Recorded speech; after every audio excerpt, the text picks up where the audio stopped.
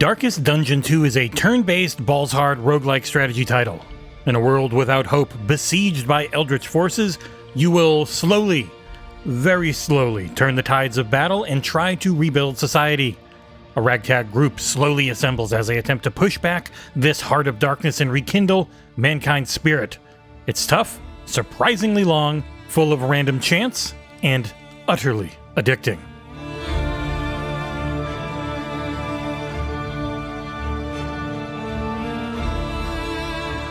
The game takes the misery of the first title and ramps it up.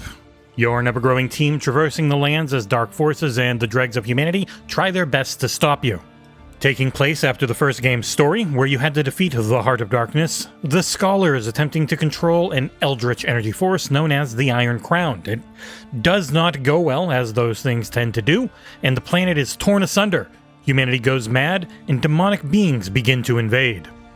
The Scholar attempts to correct these wrongs by recruiting a team to traverse 5 distinct chapters and return the world to its proper state. The title can take you anywhere from 30 to 100 hours to beat, depending on how thorough you want to be.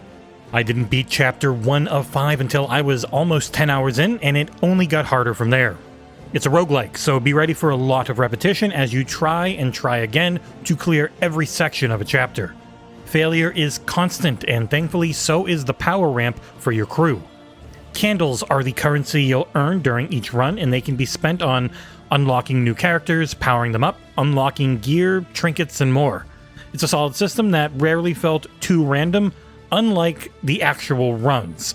As long as you earn a decent number of candles per run, you will feel better prepared for the next one.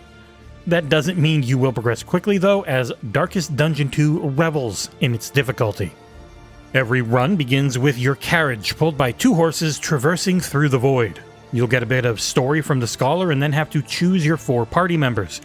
The game works on a unique placement system where each party member is most useful in a certain spot of the 4-dot alignment.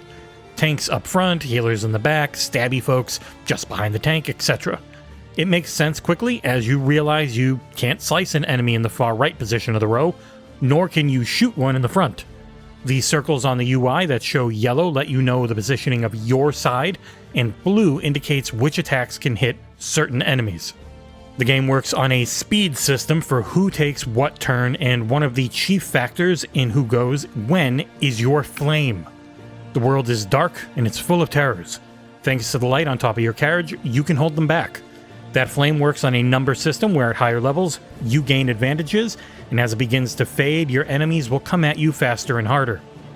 The map itself is a Slay the Spire style crisscross where you'll have limited knowledge of what is around each corner. As you die, rinse, repeat, and level up with candles, you'll get choices on the trinkets you have to customize your fighters, items for your carriage, different flame types for your roof, and more. Unlocking these also takes said candles, and everything about this game is a long, death and rebirth focused grind. Like any good roguelike, every choice you make in a run matters. Do you go left and lose a wagon wheel of health, but find a healer for the rest of your crew? Or do you go right and avoid damage, but face an uncertain reward?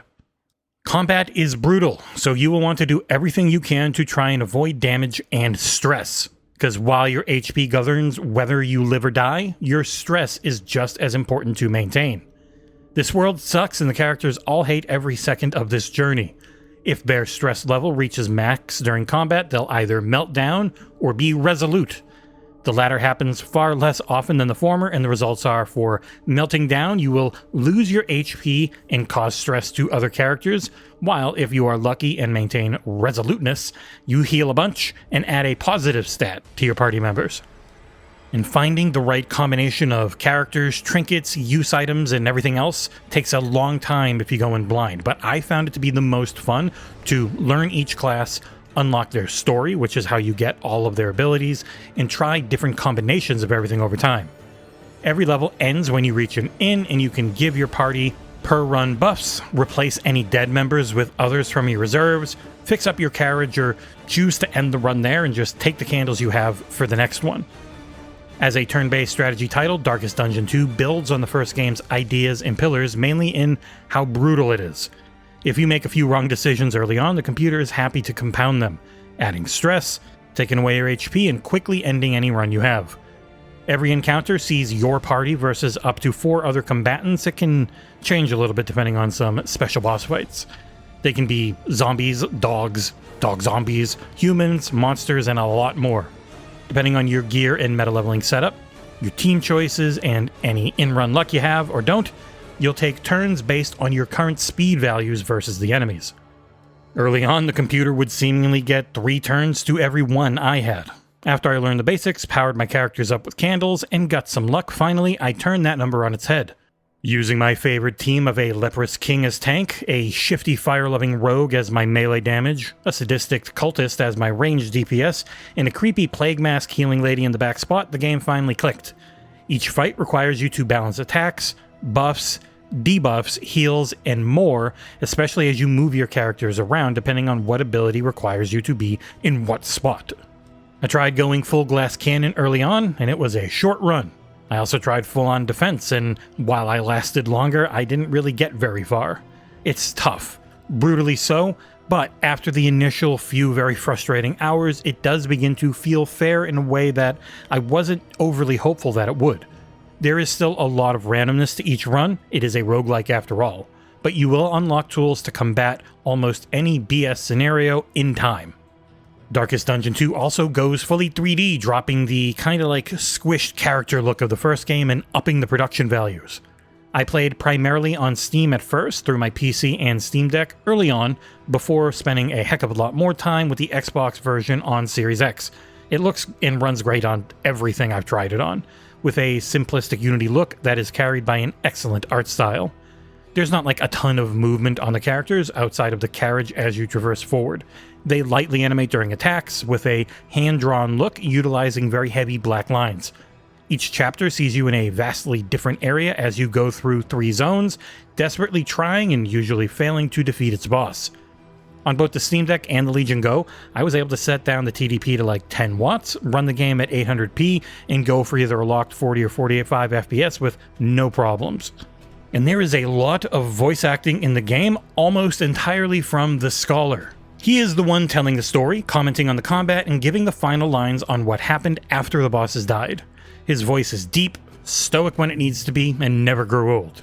The music's awesome. It's a mix of like gothic Danny Elfman at his best for Tim Burton tracks that help set the dour mood when things were going poorly, but gave that flicker of hope when they went well for once. Bug-wise, I only had one, but it was more a Steam thing with save clouds. A few times it just would not save them after I played on Steam Deck.